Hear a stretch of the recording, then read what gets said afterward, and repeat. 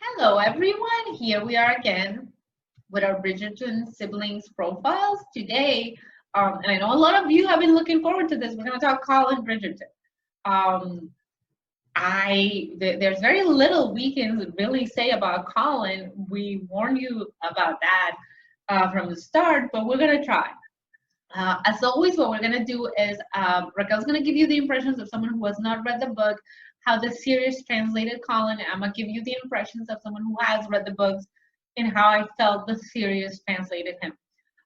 So Raquel's going to start. Take it away, Raquel. Okay, well, I love him. I love him too. Well, I love all the Sylvians. I love everyone. Except Anthony because, well, you see, you saw the video. I know what you're trying to say. They don't, but I do. But yeah, I love him. He's cute and fun, but at the same time, he's too naive because he's a little baby. Yeah, It's not so detailed like the small siblings, but it's too naive for the society, for that life. And well, he needs to grow up. He needs to learn some lessons, and he needs to hurt to other siblings, and he needs to grow out a little bit yet. But you will love him after all. Especially love his relationship, well, his friendship with Penelope, and you will enjoy the scenes no matter what. Okay, you will enjoy. But it's a princess. It's season 1, but they are fun. They are fun together, and well, yeah, that's an impression of Colin. Fun, cute, but too naive for the society. Yeah, he's a little green, let's say, about Colin, and he sort of had to be in season 1. This is the beginning. We're a little far from going deep into Colin, like what makes him tick. There's a little bit of hints at who Colin is. He is, I think one of the things the show does really well is it really shows you the difference between Anthony and Benedict and Colin in particular, who get a fair amount of screen time.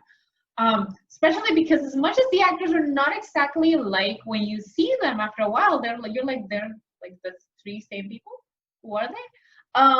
But the series does a really good job of showing you how different they are. So very early on, you're like, oh, this is so and so, and this is so and so, and this is how they're different. About Colin in particular, yes, he is a little. I feel like the series did a really good job of casting them in the order you would sort of want their stories to happen, because it feels like Colin has a way to go. He looks like a baby. I think that's probably part of the styling also that they gave him, because I've seen the actor not look like a baby in other occasions, but it's sort of how they dress him and like the clean shaven look that he's got. Like they make him look, and Anthony is allowed to look more manly and more grown up.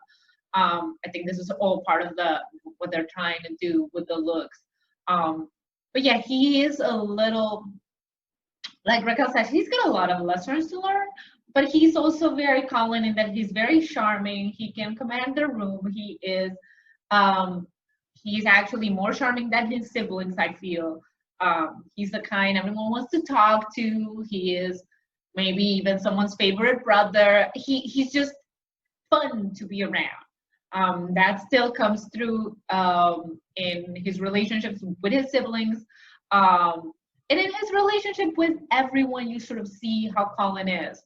But he's got a journey to go to before what you want to see. I know Colin is a lot of people's favorite. I'm not sure if Colin's a lot of people's favorite because of who he is, because he's fun, and it could be because of that, or because of the love story he gets in the books.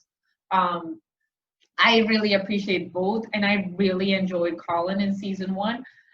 The only caveat to that is that there's a long way to go for Colin. So sort of like, even if you haven't read the book, sort of take into account that there's a lot more growth to the final product for Anthony than there is for Colin. There's a lot of growth still to be done. It's the first step for all of them. Yeah, this is the first step, and then he only had to take one step, and then Anthony had to take like 5 if he was ever gonna get to where we needed him to get to. So sort of take this into account, that Daphne had to take 10 steps, Anthony had to take 5, Benedict had to take 3, but Colin only had to take 1 because there's a long way to go. And hopefully we'll have 8 seasons of Bridgerton, and we'll be here talking about this forever and ever, and we'll be old, and hopefully not old. We'll be young forever. But yeah, this is us rambling about Colin Bridgerton because we really could not tell you as much about Colin as we wanted. Whether because that's a good thing or a bad thing, you will find out on Christmas Day.